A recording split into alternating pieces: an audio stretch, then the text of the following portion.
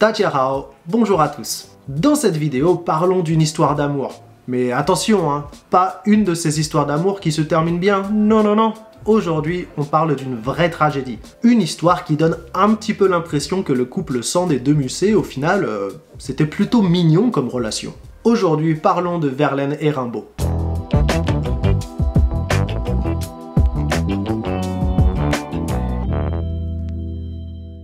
On peut difficilement parler de poésie sans s'arrêter sur les poèmes de Rimbaud ou ceux de Verlaine. Les recueils des deux hommes, Illumination, les poèmes saturniens, Une saison en enfer et autres, sont tout en haut dans la liste des plus grandes œuvres du genre. Mais ce qui est clair, c'est que la marque laissée par ces deux génies aurait été beaucoup plus légère sans cette relation qui va les lier. Revenons un peu sur le contexte de leur rencontre. Paul Verlaine est né en 1844 à Metz, mais sa famille déménage quelques années plus tard à Paris. Donc on va plutôt le mettre dans la catégorie des auteurs parisiens. Coucou! Dès l'adolescence, il écrit des poèmes, et son premier recueil, les poèmes saturniens, sera publié alors qu'il n'a que 22 ans. Ces poèmes sont très vite remarqués et appréciés pour leur fluidité, pour leur côté baudelairien même, mais on ne peut pas vraiment parler de succès encore. Toujours est-il que sa place est faite dans le milieu littéraire parisien et Paul Verlaine rencontre bon nombre des talents de l'époque. En 1870, Verlaine épouse Mathilde Mottet, avec qui il aura un enfant l'année suivante. Mais ce mariage est voué à l'échec, que ce soit à cause du caractère violent et alcoolique de Verlaine ou par l'arrivée de Rimbaud dans leur vie.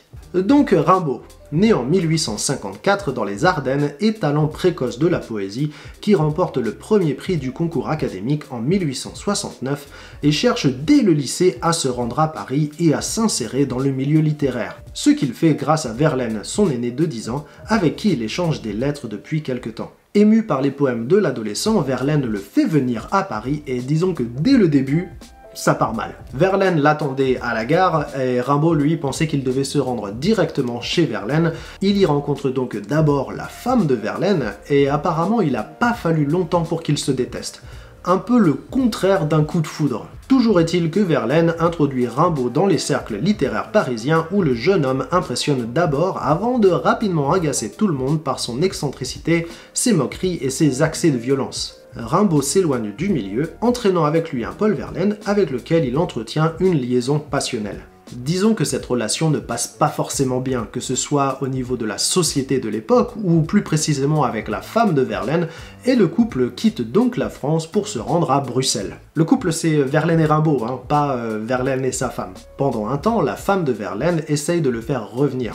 Elle-même est allée jusqu'à Bruxelles et elle a même réussi à mettre Verlaine dans le train direction Paris, mais avant de passer la frontière, Verlaine redescend du train et retourne direction Rimbaud. La séparation officielle du couple marié s'entame peu de temps après. De leur côté, Rimbaud et Verlaine partent pour Londres où ils vivent en enseignant le français. Et là on pourrait penser qu'ils sont heureux, après tout ils sont ensemble, ils sont libres, loin de leur entourage, mais en fait, pas du tout. Leur vie à Londres, clairement, c'est pas une histoire marrante. Ils ne peuvent vivre l'un sans l'autre et pourtant leur courte relation est marquée par un grand nombre de disputes, par l'abus d'alcool, la violence et les moqueries, surtout de ce que l'on en sait de la part de Rimbaud. Au début du mois de juillet 1873, Verlaine n'en peut plus et quitte Londres pour Bruxelles.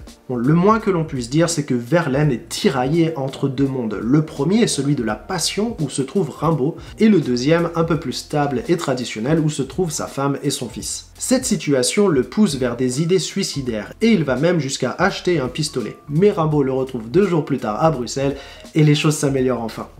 Non, je déconne, c'est pas vrai. Ils se disputent 2 jours plus tard, et ivre, Verlaine tire 2 coups de pistolet sur Rimbaud, dont l'un d'eux qui le touche au poignet. Bien entendu, Verlaine est arrêté, et disons que son profil n'est pas très populaire à l'époque. Bon alors, qu'est-ce qu'on a là? Un homme en état d'ébriété qui a tiré sur son ami. Il est mort? Ah non, non, il l'a juste touché au poignet. Ouais, c'est pas très grave ça, on se dispute tous avec ses copains de temps en temps, non? Hein? Non, en fait, quand je dis ami, je voulais dire compagnon. Ah! En plus, ce monsieur a fait partie de la commune. Quelle commune? Bah, la commune, celle de Paris. Ah! Ah, je vois. C'est quoi la peine maximum déjà?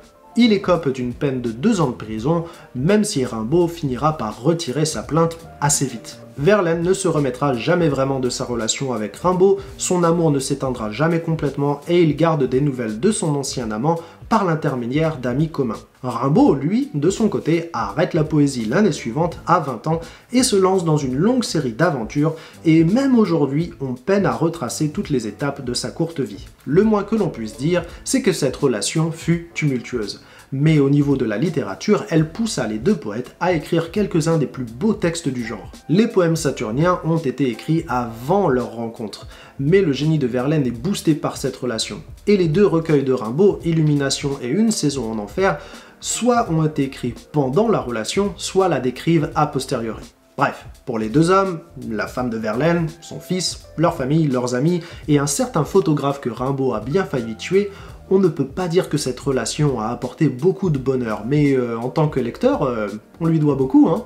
Et voilà, c'est tout pour cette fois. Merci de partager cette vidéo si elle vous a intéressé, et n'oubliez pas de vous abonner à notre chaîne pour ne pas manquer les prochaines.